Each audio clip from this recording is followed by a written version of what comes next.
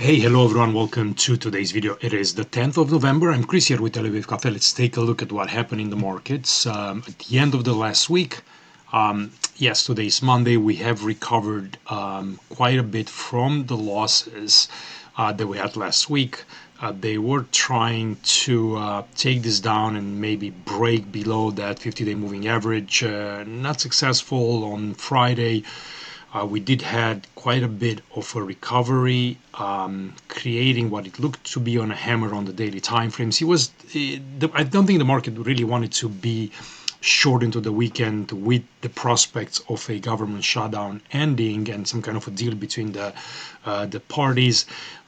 We gapped up higher this morning and we continued to kind of get buying throughout the day, and we kind of closed positive once again. So uh, this continues to show the importance of the trend, and the fact that the buyers continue to show up at important levels remains encouraging for for the foreseeable future in here, I guess.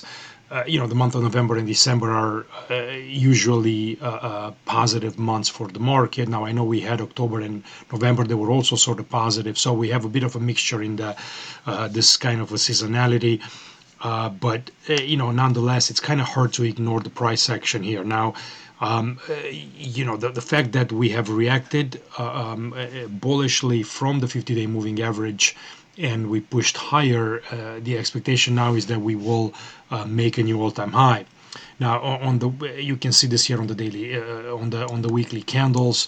If you take a look on the right here on the wave count, we continue to kind of follow along. And I talked last week about the importance of this kind of latest rally holding the fib zones, and the difference between this back here being a fifth wave of a larger third being finished, and the the other scenario where this is actually wave one of this wave five, and we're going to hold and try to kind of push back up higher. Now, we didn't hold exactly the 61.8. We pushed a bit lower, but we recovered and we closed towards the high. So we're not really out of the woods until we get back above the 69.20. And if we do, then I think this kind of larger move begins, and we're going to probably move towards 7K, 7,200 by the time this is over, maybe towards the end of the year. So, if the bears,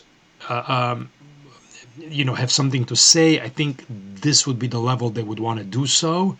As being, let's say, the first reaction higher from the lows, and they would want to kind of sell heavily into these levels and see if they can challenge back the lows. If we're losing the lows, the prospects of this fifth wave being completed in here are greatly increasing. So that's kind of what I'm going to be watching moving forward. But I always watch the trend, and I think trend is important. The RSI too, kind of where we are on the sequence.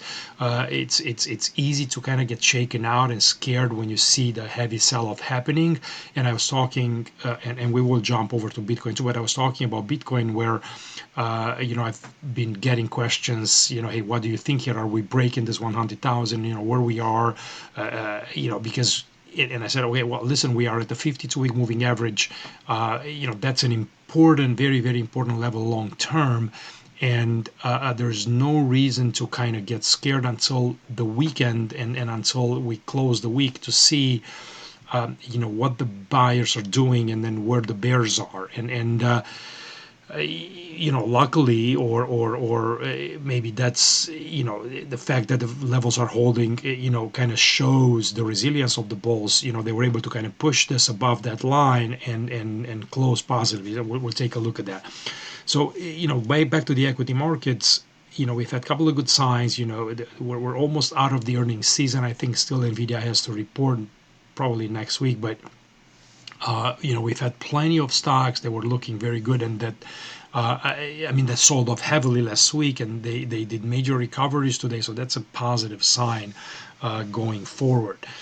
Let's take a look and see where we are with the Nasdaq Composite. That's on the same kind of wave count. We're trying to see if we can get a larger fifth wave here of this continuous wave three. Semiconductors came back strongly with Nvidia actually recovering pretty well, and yeah, I mean, this is last week was just a little bit of a blip. If I go on the daily in here, I don't have the internals, but I'm still, thinking that this is a larger third wave. This could very well be, you know, a possible wave two in here, and we're getting ready to begin the next sequence higher. There's plenty of stocks that look good.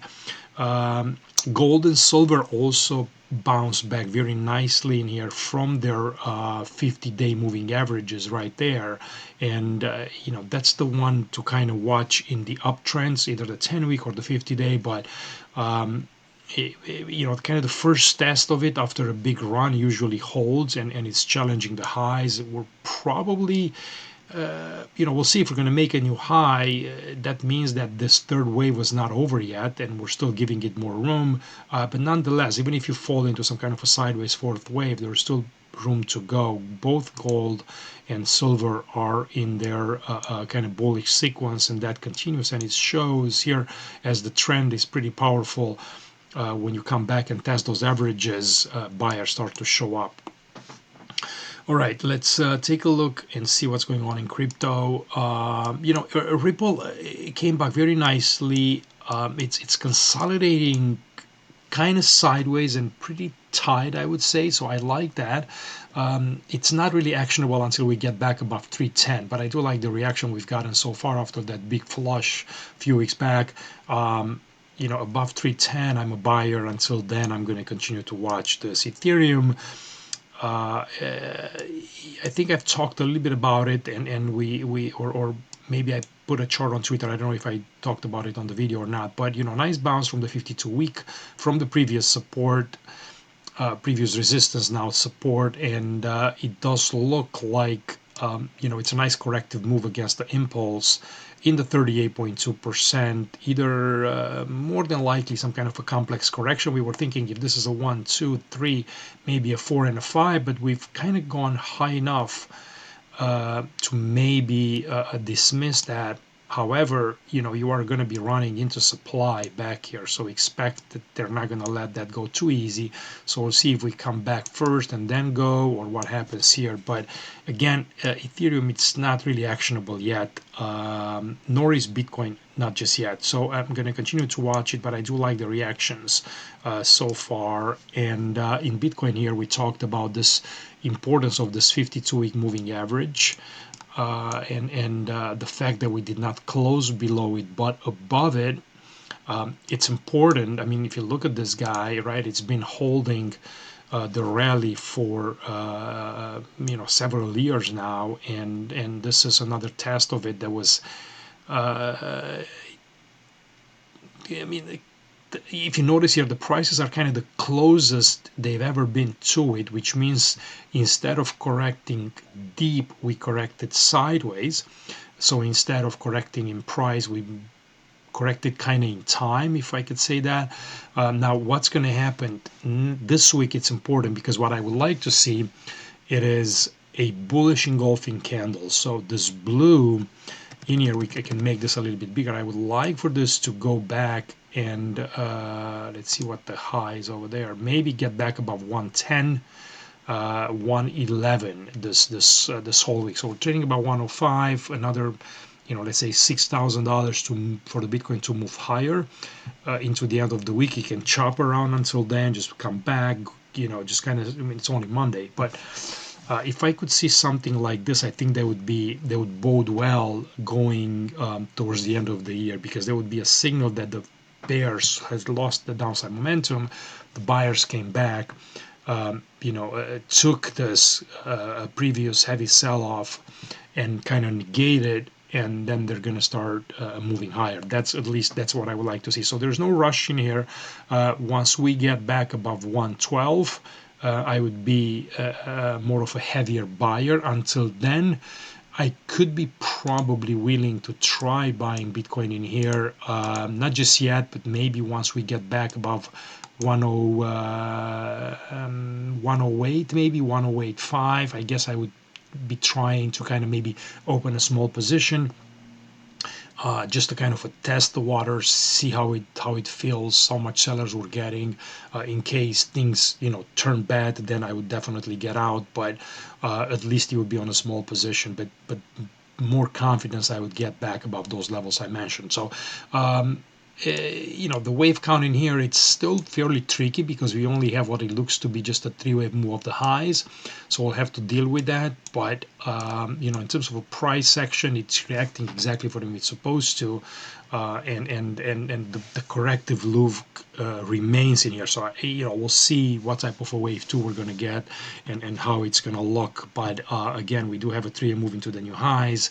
The decline, it's not fully yet in five waves, I don't think. It just looks still as more as a three-wave move, but we'll see. So I'm not gonna force any count on it. I just need the price section here to continue to develop and to just kind of let me deal with it as the days kind of go by in here. So yeah, I mean, I'm fairly positive. I like the reaction that we've gotten on Friday and the follow through that we've gotten today. I think that's sort of positive. So pending any negative news from the market, I don't know, but we should be moving and making new highs in here. As we're continuing to move into November, if my read here is correct, again, if the bears have any yeah, power to kind of take this market back down, they would have to react fairly quickly in here and try to send it back over the next couple of days. Otherwise, I think we're looking for fresh new highs. So any questions, as always, post them, visit us on Discord, what have you, and I'm happy to have you. Talk to you later. Bye bye.